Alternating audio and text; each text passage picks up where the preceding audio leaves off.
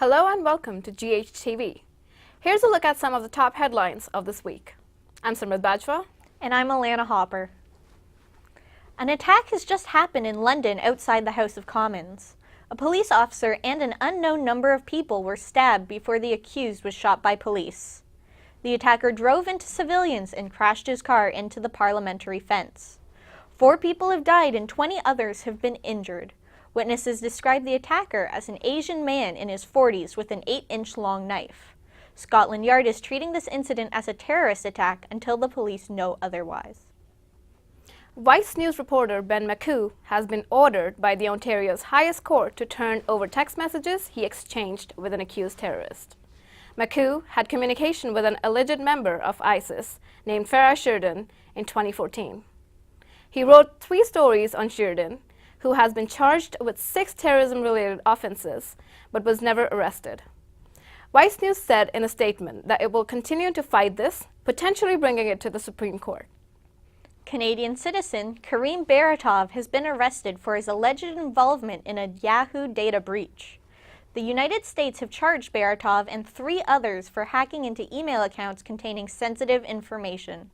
Those targeted included U.S. officials, Russian journalists, and employees of financial services and other businesses. Toronto Police spokesperson Mark Pagash said that they made the arrest safely and free of major incidents in Ancaster, Ontario. Baratov made a brief appearance in a Hamilton courthouse and is now back in custody. The Conservative Party of Canada has removed over 1,300 names from their membership list. The announcement comes just one day after leadership candidate Kevin O'Leary accused the party of fraud. He claimed that prepaid credit cards were being used to sign up new members without their knowledge. After the party investigated, it revealed the fraud. The memberships were purchased anonymously by 2 IP addresses. They have since been removed from the membership list and are no longer able to vote for the new party leader. Subway Restaurants is suing the CBC over claims that their chicken has soy filler in it.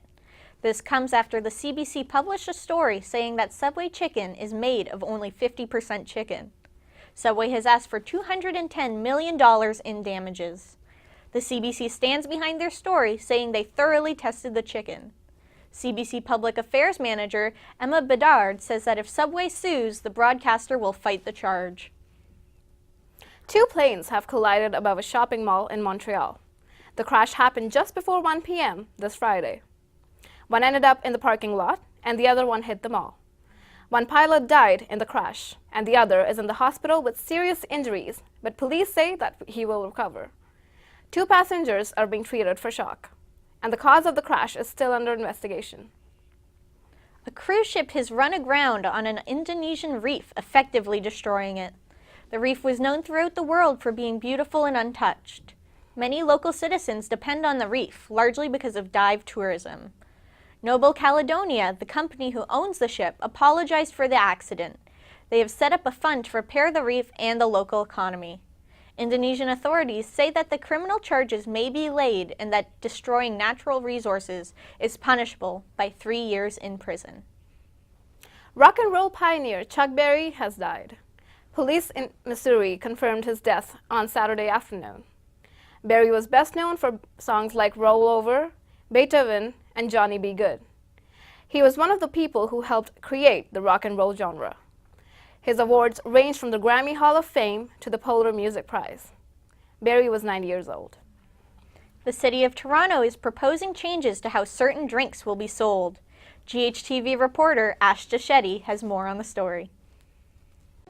The City of Toronto is taking a closer look at a deadly concoction that is putting teens at risk. A new report to City Hall has found that mixing energy drinks with alcohol can lead to a fatal high. We have noted in our research that there is an association between increased risk-taking behaviors and increased frequency of injuries among students who report using these energy drinks. And this issue is anything but crystal clear. Energy drinks, caffeine, can be mixed up to a certain level and have no adverse health outcomes. There is also some concern about other ingredients that can be found in caffeinated energy drinks. So there is something, it does seem like there's something problematic with these drinks that's not just about the caffeine content. And I think that's why it's unfortunate that they come to be called caffeinated energy drinks, because I think the problem may reside elsewhere. And now, in light of those new reports, the City of Toronto is considering a complete ban on the sale of caffeinated energy drinks at bars just like this one. I'm Ashta Shetty, Guelph-Humber News. Now here's Brandon Vieira with your entertainment update. Hey Simrit, Jennifer Lopez may be dating Alex Rodriguez, but Drake made sure headlines were about him and J-Lo. The rapper premiered his highly anticipated More Life playlist on OVO Sound Radio on Saturday, and the song Free Smoke had many people buzzing. In the song, Drake raps, "I drunk text J-Lo, old number so I bounce back, boy wonder gotta bounce back." Drake is alluding to the rumors from December about him and J-Lo's fling. Now that she's dating A-Rod, it seems as though J-Lo's relationship with Drake may be over. But will it be revisited? With J-Lo's dating track record? Most likely. Nicki Minaj is breaking records and making history. Minaj has surpassed Aretha Franklin for the most total appearances among female artists in the Billboard Hot 100 charts. Franklin held this record for nearly 40 years with 73 songs making the charts. Minaj debuted 3 songs on the charts, upping her count to 76 song entries. Minaj celebrated this career milestone by doing what she knows best, twerking.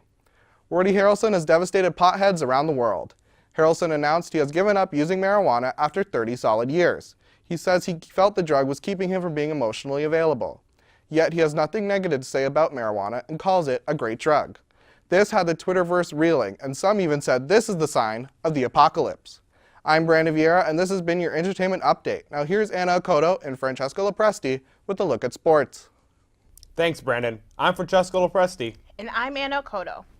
The Toronto Raptors have snapped an 11-game losing streak against the Chicago Bulls, but it didn't go down without a fight. No, seriously, punches were thrown. Raptors Serge Ibaka and Bulls Robin Lopez got into a scuffle after a Jimmy Butler three-pointer. After bumping into each other, Lopez took a swat at the basketball while Ibaka was holding it. Following some pushing and shoving, Lopez threw a punch, and then Ibaka went for a punch. Both Ibaka and Lopez were ejected. Ibaka was holding his wrist walking to the locker room, but in a post-game interview, he said his wrist was fine. As of right now, the NBA hasn't announced any suspensions. The Raptors were able to get the W in overtime, 122 to 120. DeMar DeRozan had 42 points. Now to college, the Humber Hawks women's basketball team has come home with a bronze medal. The team was in Alberta for the Canadian College Athletics Association Championships. The Hawks went 3-1 with their only loss against the tournament host, the Nate Ooks. The Hawks actually played the Ooks again in the bronze medal round, and they won 72 to 48. This is the second CCAA medal for the women's basketball team. The Toronto Maple Leafs were in action last night against the Boston Bruins. With both the New York Islanders and Tampa Bay Lightning having the night off, a win would see the Leafs keep a hold on the second wildcard spot. The game got off to a rather unusual start as there were technical difficulties inside the Air Canada Centre regarding the game clock and shot clock, but both teams came flying out the gate and the game had very much a playoff feel to it. With the scores tied at 1 going into the third period, the action picked up with Tyler Bozak getting a power play goal to make it 2-1. The Leafs then added 2 empty net goals in the span of 2 minutes, finishing off the game 4-2. The win also sees the Leafs sweep the Bruins for the first time since the 1920s, the season series that is. The Leafs' next game will be against the Columbus Blue Jackets. In case you didn't realize, March Madness is underway and brackets all over the world have already been ruined. The biggest shock that came out of the East Division's round of 32 was 2nd seed Duke losing to 7th seed South Carolina. Another big loss from the East came at the hands of 8th seed Wisconsin, beating 1st seed Villanova 65-62. With both the top 2 seeds eliminated in the East, the favorite coming out is now 3rd seed Baylor. The round of 16 will start up on Thursday with Oregon and Michigan tipping off in the Midwest Division. I'm Francesco Lopresti. And I'm Anna Okoto. This has been your GHTV Sports Update. Back to you, Simrit. Now here's Alec Hansiuk with his take on news and other stuff. Thanks, Simrit. You know, I was trying to think of some comedy to write for this week, and I just couldn't think of anything. I was looking at news sites and scouring for a story with some humor to it. But everything was like super depressing and serious this week, and that's when I had a revelation, a sort of euphoric moment. The same one that I had when I figured out that Mr. Bean is the voice of Zazu from The Lion King, like, pshoo, mind blown. I figured that since real news sites were super boring and lame with their fact-checking and their unbiased journalism, that I should be looking for more exciting news sites like Breitbart. And I'd like to say that I respect Breitbart as much as they respect women, gay people, and minorities just off the head. So speaking of that, here are 3 headlines that I found within 2 minutes of research. Number 1, birth control makes women unattractive and crazy.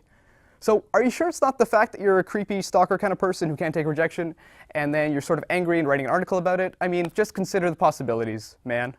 Number 2, would you rather your child had feminism or cancer? And I mean to the person who wrote that one, like, in order for you to have a kid, you gotta find someone who at least tolerates you. And if you can do that, that's a miracle already, so curing cancer should be no big deal for you. And number 3, gays have made us dumber. It's time to get back in the closet. How about no? Yeah, no. Okay, great. Now back to Simrit and Alanna for some actual news. Thanks, Alex. A lucky pup is going home after 4 years. Griff Morrow went missing on New Year's Eve in 2013. Her owner searched far and wide for her, but before long, the trail had gone cold.